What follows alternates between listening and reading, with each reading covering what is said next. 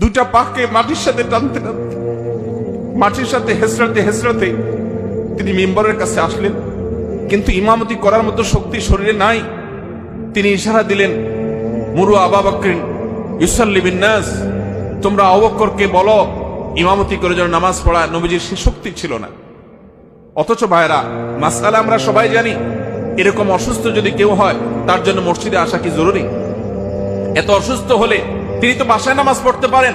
তোমার উম্মতকে জানিয়ে দাও, তারা যদি 5 ওয়াক্ত নামাজকে ঠিকঠাক মতো সময় মতো হক আদায় করে সুন্দর করে আদায় করে, তো আল্লাহ রাব্বুল আলামিন তাদেরকে 50 ওয়াক্ত পড়লে যে পরিমাণ তারা সওয়াব পেত, আল্লাহ বলেছেন যে সেই পরিমাণ সওয়াব তাদেরকে আমি 5 ওয়াক্তের মাধ্যমে দেব। 5 ওয়াক্ত নামাজকে হক আদায় করে করবো তো ইনশাআল্লাহ। ওয়াক্ত মতে ইহতিমামের সাথে, ধীরস্থিরতার সাথে, সৌন্দর্যের সাথে, মনোযোগের সাথে, আল্লাহ স্মরণ সাথে নিয়ে আল্লাহ রাব্বুল